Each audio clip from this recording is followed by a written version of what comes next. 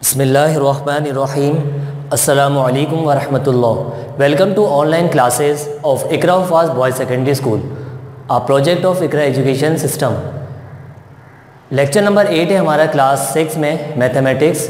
Unit number 6 हम पढ़ रहे हैं रेशो एंड प्रोपोर्शन। एक्सरसाइज 6.1 हमारी चल रही है। डियर स्टूडेंट्स, उम्मीद करता हूँ तमाम आपका जो होमवर्क है जो हम आपको देते हैं आप उसे बर वक्त मुकम्मल कर रहे होंगे।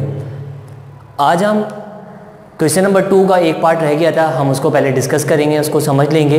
उसके बाद हम क्वेश्चन नंबर 3 के कुछ पार्ट्स आपको समझाएंगे और फिर क्वेश्चन नंबर 4 के कुछ पार्ट्स आपको हम समझाएंगे। उसके बाद जो है हम आपको होमवर्क जो रिमेनिंग पार्ट्स होंगे वो आपको हम होमवर्क में देंगे।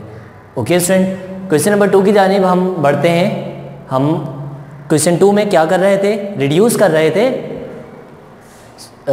हम क्या कर रहे थे dear students? Find the ratio मालूम कर रहे थे। Find ratio of the following and write in lowest form.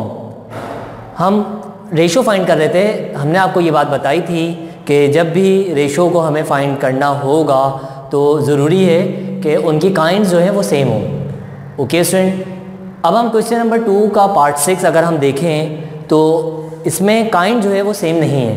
आप देख रहे होंगे 15 days, 2 weeks and 1 month. Days, weeks and month, ये इनकी काइंड सेम नहीं है। तो लिहाजा काइंड को सेम करने के लिए क्या करते हैं? सबसे पहले हम जो भी सवाल होता है हम उसको सवाल एक दफ़ा दोबारा उतार लेते हैं, सॉल्यूशन हम लिखेंगे और उसके बाद जो क्वेश्चन हमारे पास गिवन है हम उसको उतारेंगे। 15 days, 2 weeks and 1 month. Okay student, अब हमें इसमें ये देखना होगा हमारे पास 15 डेज़ है, 2 वीक्स को भी हम डेज़ पे चेंज कर देंगे और 1 मंथ को भी डेज़ में चेंज कर देंगे।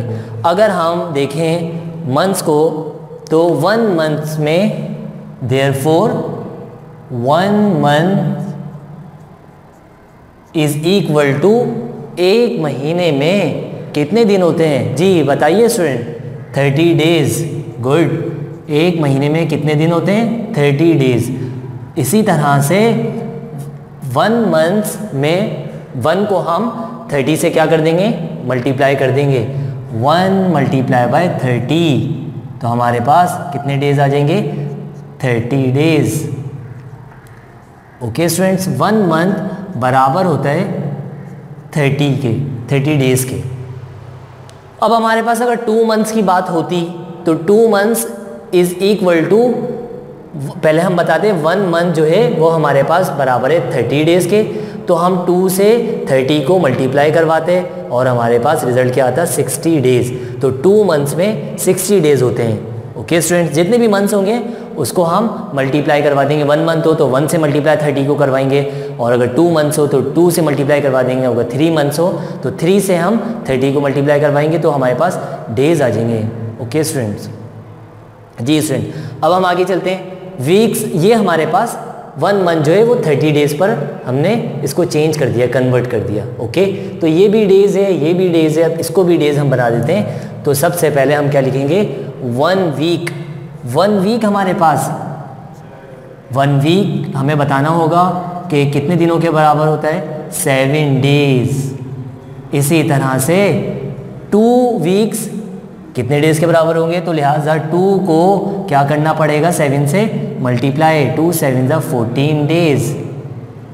ओके स्टूडेंट्स, तो लिहाजा बात ये वाज़ेह हो गई कि 15 डेज़, 2 वीक्स 14 डेज़ के बराबर है। ओके स्टूडेंट, और 1 मंथ कितने डेज़ के बराबर है? 30 डेज़ के। तो हमने सबको मतलब काइंड जो है उनकी सेम कर दी, सबको डेज़ पर हम ले आए। तो लिहाजा हमारे पास फॉर्म क्या बन गई?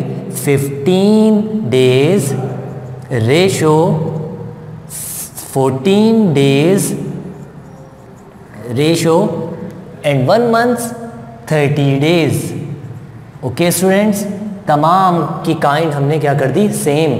तो लिहाजा अब इनके दरमियान हम रेशो फाइंड आउट कर सकते हैं।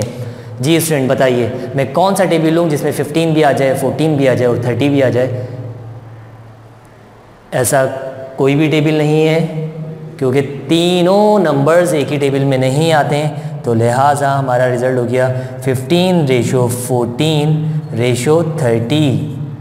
ओके स्टूडेंट, ये हमारा रिज़ल्ट हमने फाइंड आउट कर लिया है।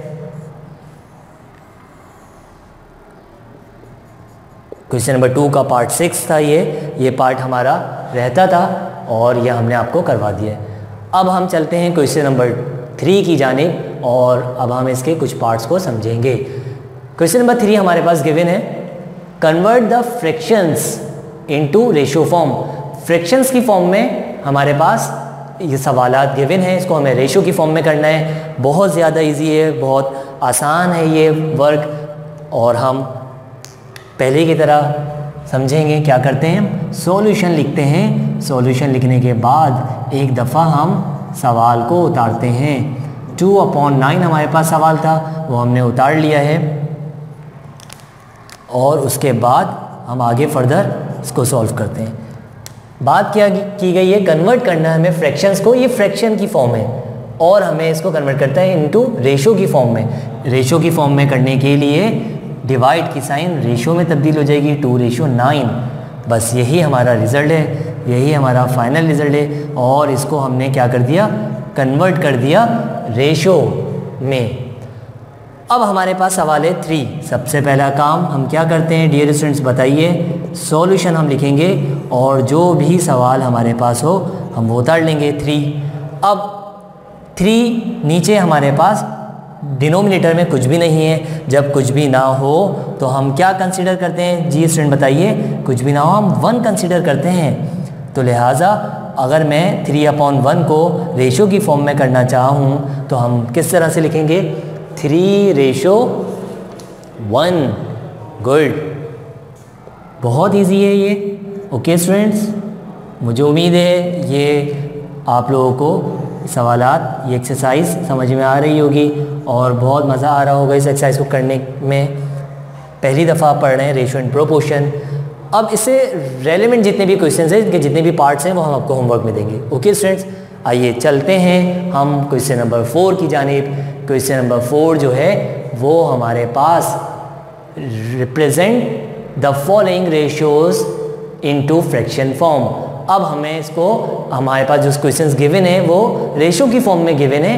अब हम इसको क्या करना है? हमें फ्रैक्शंस की फॉर्म में इसको तब्दील करना है। डियर स्टूडेंट्स, आप देख रहे होंगे इससे पहले फ्रैक्शन को हम रेशो में कन्वर्ट हमने किया, और अब जो है रेशो इसको फ्रैक्शन की फॉर्म में करना है। तमाम के तमाम सवाल में मैथ्स का रूल है। हम सबसे पहले क्या करते हैं स्टूडेंट्स बताइए? सवाल को हम पहले एक दफ़ा दोबारा उतार लेते हैं 1:5। अब इसको फ्रैक्शन की फॉर्म में अगर हमें करना हो तो 1/5 हो जाएगा। ओके स्टूडेंट्स, क्या हो जाएगा? 1/5। तो ये हमारे पास हमने रेशो को फ्रैक्शन की फॉर्म में तब्दील कर लिया है। हमारे पास पार्ट नंबर 6 जो है x/y था। ओके स्टूडेंट्स, आप देख रहे होंगे क्वेश्चन नंबर 6 नहीं है ये पार्ट, हमारे पास पार्ट 5 है ये। ओके जी स्टूडेंट्स, x/y बहुत सिंपल, रेशो की फॉर्म में है, कन्वर्ट करना है, रिप्रेजेंट करना है हमें किस में? फ्रैक्शन की फॉर्म में। तो सबसे पहले सॉल्यूशन लिखने के बाद हम सवाल को उतार लेते हैं और इसको फ्रैक्शन की फॉर्म में करने के लिए x/y लिख लेते हैं। इस तरह से हमारा रेशियो जो है वो रिप्रेजेंट हमने कर दिया किस फॉर्म में स्टूडेंट बताइए? फ्रैक्शन की फॉर्म में। क्वेश्चन नंबर 3 के जो पार्ट्स हैं वो बहुत इजी हैं। पार्ट 2 5/6, तो 5:6 हो जाएगा।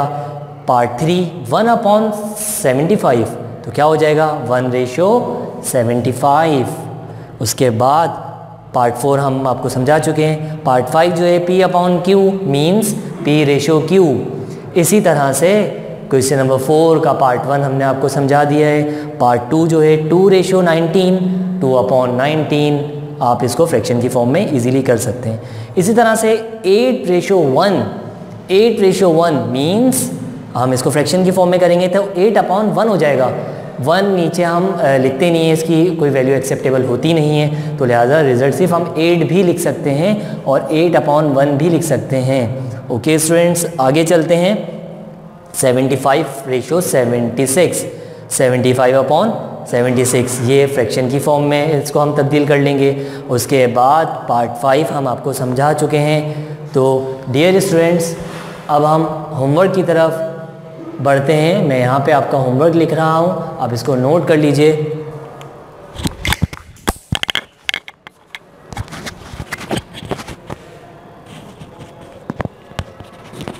जी स्टूडेंट्स, आइए हम होमवर्क की तरफ चलते हैं। हमारा होमवर्क क्या होगा?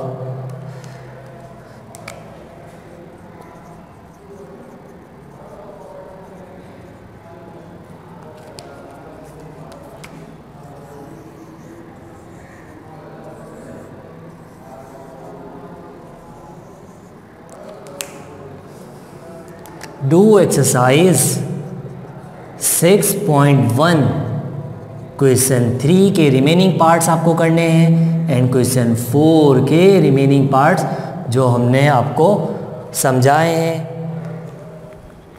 और उसको आपको मुकम्मल करना है।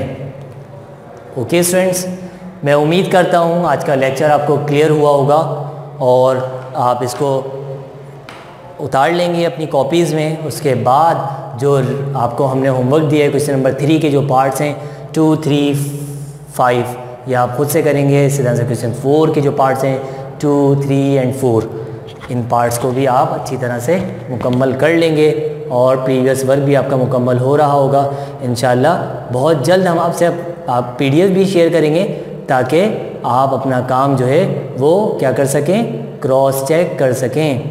ओके स्टूडेंट्स, मिलते हैं इंशाल्लाह नेक्स्ट लेक्चर में नेक्स्ट एक्सरसाइज के साथ। जब तक के लिए इजाज़त चाहता हूँ। अस्सलामु अलैकुम व रहमतुल्लाहि व बरकातुहू।